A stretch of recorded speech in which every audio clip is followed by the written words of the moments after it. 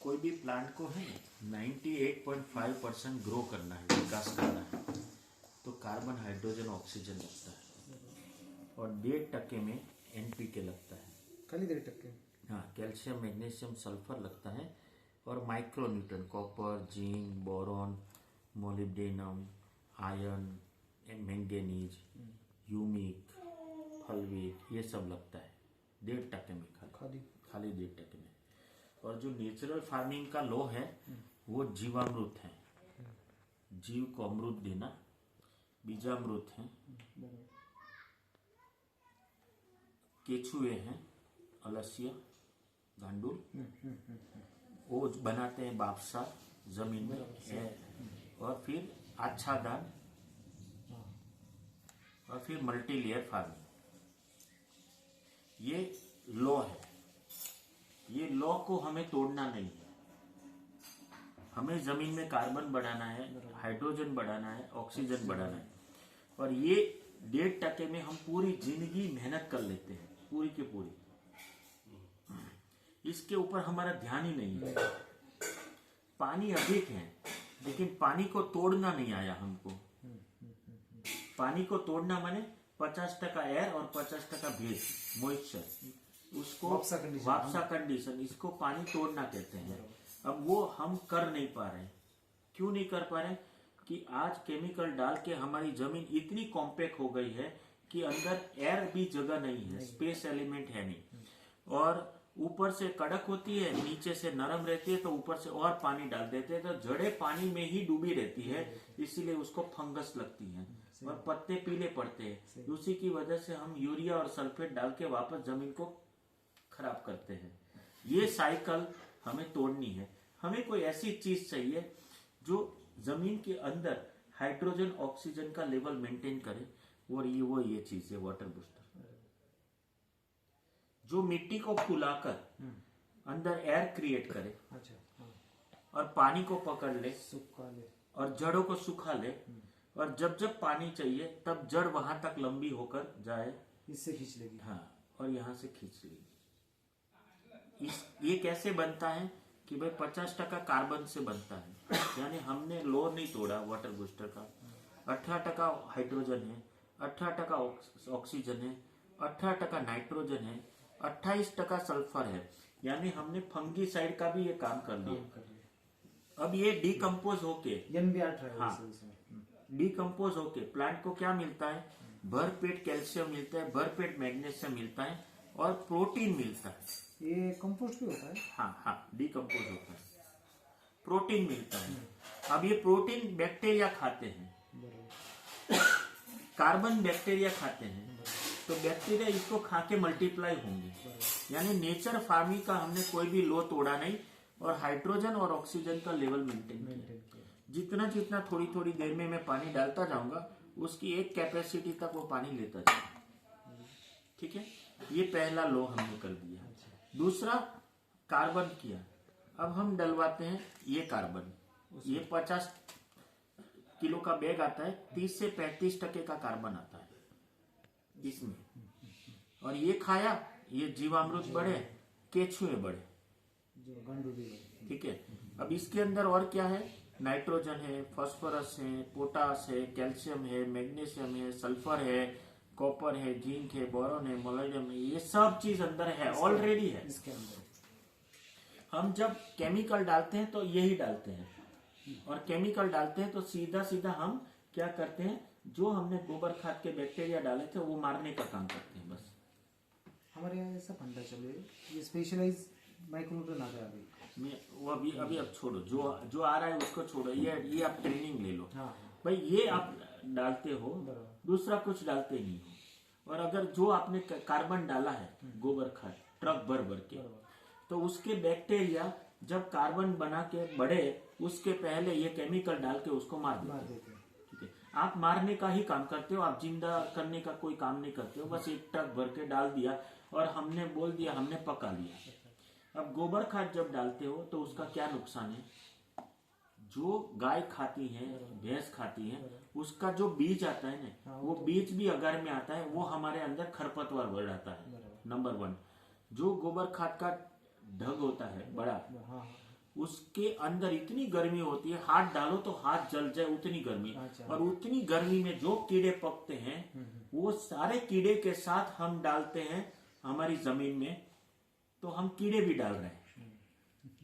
गोबर खाद नहीं डाल रहे, हम कीड़े भी डाल रहे हैं, और वो कोई दवाई से मरने वाले नहीं है। और इसके अंदर फूग बहुत ज्यादा रहती है, फंगस, तो हम सीधा फंगस भी डाल रहे हैं। तो इसकी वजह से फंगस डाल रहे हैं, पानी डाल रहे हैं, और कॉम्बिनेशन करके फंगस के बैक्टीरिया बढ़ा रहे हैं, तो प्लांट को हम जीवित रहने का कोई चांस नहीं देते हैं, और वो फंगस बस नुकसान कर रहे हैं। तो गोबर खाद की जगह पे आप जीवामृत 10 किलो गोबर का बनाकर 1 बार 2 बार 3 बार जितनी बार डालना है जीवामृत बनाकर डालो, ठीक है। तो ये हमने इसके साथ बेस बनाने के लिए क्या करना है कि भाई 5 किलो आपने वाटर बूस्टर डाला, एकड़ में 5 या 10 बैग या 20 बैग साल हो तो आपने एक ये डाल दिया।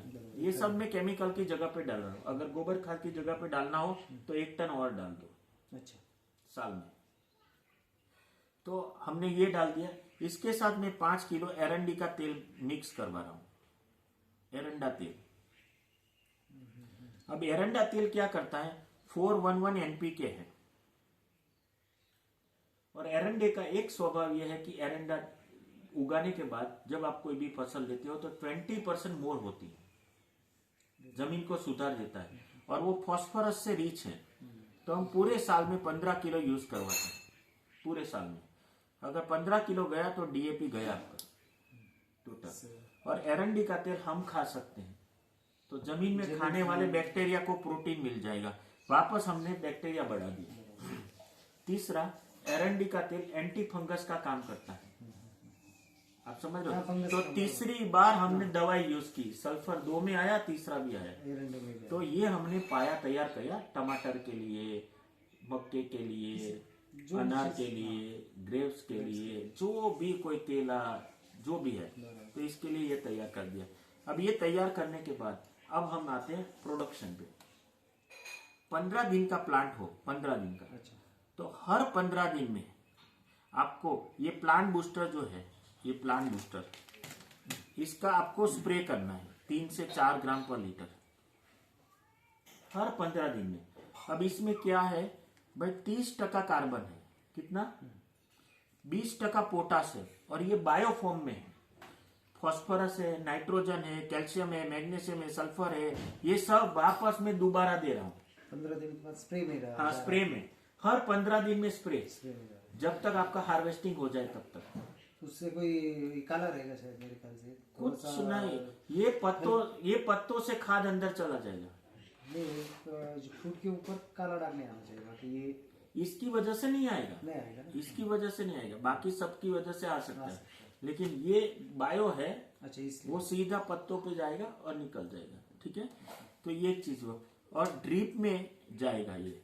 अच्छा, तो 20 दिन का प्लांट हुआ, 20-25 दिन का, 45-50 दिन का, 70-75 दिन का, ये 3 ड्रिंचिंग 2 किलो प्लांट बूस्टर, ये 1 किलो एरंडी का तेल, 5 किलो NPK अगर डालना हो तो NPK वो 10-26 अगले दिन मिक्स कर देने का। NPK कौन सा आएगा? 10-26 जो ओरिजिनल आता है, गोली जो पिघलती नहीं है, वो अगले दिन पानी में, गर्म पानी में पिघल देने की, और बाद में पंप में लेने की। ये 200 लीटर बनाया आपने। अच्छा, और एक जड़ पे ड्रिंचिंग किया आपने, पहले मल्चिंग किया, उसके बाद ड्रिंचिंग किया। ड्रिंचिंग करने से प्लांट को हर 20 दिन में ये एंटी फंगस प्रॉपर्टी मिल गई, वो तो अच्छी, NPK मिल गया, बायो पोटास मिल गया, व्हाइट जड़ें बड़ी हो जाएगी, माइक्रोन्यूट्रिएंट मिल गए, कार्बन मिल गया, इम्यूनिटी बढ़ जाएगी। यानी प्लांट हर तरह से ग्रो, एकदम फेल नहीं होगा। अब ये 60 दिन तक हो गया। अब 60 दिन के बीच में, 90 दिन के बीच में जब आप खेड़ाई करते हो, खेड़ते हो, तब ये जो अपना कंपोस्ट है वो थोड़ा थोड़ा करके और डालते जाओ। जब तक आप डाल सकते हो, हाँ अच्छा, ठीक growth है, होगी। ग्रोथ होगी, ठीक जमीन की है। growth टमाटर होगी तो टमाटर का जो हार्वेस्टिंग शुरू हो जाए उसके पहले अगर डाल दिया अच्छा। तो उसमें बढ़ोतरी आती जाएगी, नीचे केचुए आते जाएंगे, केचुए हॉल गिराते जाएंगे, तो आपका पानी भी अंदर चला जाएगा। और टमाटर के जो बीज लाते हो बाहर से हाँ, या ट्रे में, हाँ। उसको यही बीजामृत, यही प्लांट एंजाइम में आप डुबो दो, तो उसको इनिशियली भी वो मिल जाएगा और फिर आप ओपन कर दो। इससे बैक्टीरिया भी खत्म होगा और सब कुछ सब कुछ एरंडेल की वजह से बैक्टीरिया भी मर जाएगा, जो प्रोटीन भी मिलेगा, एनपीके भी काम करेगा। तो हमने क्या कर दिया, जब हमारी सिस्टम है तो हम इतना ही दे रहे हैं, अब ये सिस्टम में जा रहे हैं तो ये भी दे रहे हैं, ये भी दे रहे हैं, ये भी दे रहे हैं, ये भी दे रहे हैं, ये 2-3 बार दे रहे हैं, ठीक है। और 98.5% ग्रो करने के लिए हम पूरा का पूरा हमने संयोजन तैयार कर दिया, ठीक है। तो हमने नेचर फार्मिंग का कोई लो नहीं किया। एक वापसा केचुआ तैयार करता है, एक वापसा हमने तैयार किया, ठीक है। कार्बन हमने मेंटेन किया, जीवामृत डालते जाए, कार्बन मेंटेन किया, तो हमारा जीव बढ़ता गया, बैक्टीरिया बढ़ता गया, तो हमारी उत्तरोत्तर बढ़ती जाएगी। हमारी अभी के सिस्टम में क्या है, केमिकल डाल के जमीन खराब करते जा रहे हैं, अब हम सब कुछ डालते हुए जमीन को उधारती जाएंगे, तो आगे जाके हमें जमीन में कार्बन बढ़ता जाएगा 3-4 साल 5 साल के बाद, फार्मूला यूज किया तो बढ़ेगा, ठीक है ना। तो ये आपका हो गया पूरा का पूरा, तो इसमें कोई गुंजाइश नहीं है। अब हुआ मल्टी लेयर फार्मिंग, 2 टमाटर की लाइन है, उसके बीच में एरंडी का तेल, एरंडा डाल दो। अच्छा, एरंडा का नहीं, वो एरंडा वो जगह है ना सर, वो स्प्रेइंग के लिए इनको खुला तो हर 2 लाइन में 1 लाइन छोड़ दो, स्प्रेइंग तो चला ही जाएगा कहीं पे भी, हर 2 लाइन में छोड़ दो। टमाटर है अपना, ये अनार है आपका, अपना ये ग्रेप्स हैं, जो भी है, पपीता है, केला है, कोई भी फ्रूट्स हैं, उसके बीच में एरंडा डाल दो, 2 महीना 3 महीना खाली, फिर उसको रोटरी मार के अंदर छान दो, या फिर दूसरी एक कमाई कर लो। नहीं, कमाई के पीछे पड़ेंगे ना तो वो बाकी का मेन क्रॉप उसका मैं समझ गया, आप समझ गए बात। तो एरंडा क्या है, आपकी जमीन को सुधारता जाएगा हर बार। इसके साथ ढेंचा डाल दो, मूंग डाल दो, जो भी डालो, जितनी भी आप डाल सकते हो नाइट्रोजन की गांठ, तो जमीन में वो बढ़ता जाएगा, ठीक है। और बॉर्डर पे एरंडा कर दो, तो आगे जाके हमको एरंडे का तेल लाना नहीं पड़ेगा, बीज खान के अंदर जाता है, इसके साथ मिक्स करके, ठीक है। ये आपका हो गया पूरा का पूरा सिस्टम। इस तरह से तो साल में 1 टन एकड़ में ये मिनिमम लगना है, ठीक है। 9,000 की कॉस्टिंग आती है, ठीक है। प्योर कार्बन आएगा, मार्केट में जो मिल रहा है वो 15-20% का कार्बन 12, 13, 14, 15,000 तक मिलता है, ठीक है। अब ये जो है ये आपका 20 किलो जाएगा एकड़ में, स्प्रे में भी जाएगा और ड्रिंचिंग में भी जाएगा और ड्रिप में भी जाएगा। अच्छा, फ्रूट आने के बाद इसको एकड़ पे 3 किलो पे डोज पे ले जाओ। फ्रूटिंग होने के बाद मान लो टमाटर आ गए, ग्रेप्स आ गए, अनार आ गए, उसके बाद हर महीने 3 किलो दो, ड्रिप में थोड़ा थोड़ा करके देते जाओ, 500 ग्राम करके 6 बार दो। लेकिन इससे क्या हो जाएगा, कार्बन मिल गया, बायोपोटास मिल गया, साइज बढ़ गई, आपके माइक्रोन्यूट्रन मिल गए। इसके साथ आपको ऐसा लगता है कि 1-2 किलो मेरे को एनपीके डालना है, डालो, कोई बात नहीं। अभी यानी कि जो आपने 10-26 बोला ना, हमारे इधर कैसे करते हैं, लिक्विड यूज ज्यादा करते हैं। मुझे कोई 10-26 बार 3200 जो 1300-1400 रुपया की जो आती है, जो पानी में डाइल्यूट नहीं होता है, वही चीज हमें यूज करनी है। बाकी सारी मिक्सिंग प्रोडक्ट आती है, हमें जाना ही नहीं है, कचरे में जाना ही नहीं है, स्टैंडर्ड चीज डालनी है। मेहनत पड़े तो बढ़े, लेकिन डालेंगे स्टैंडर्ड। तो ये हुआ आपका काम।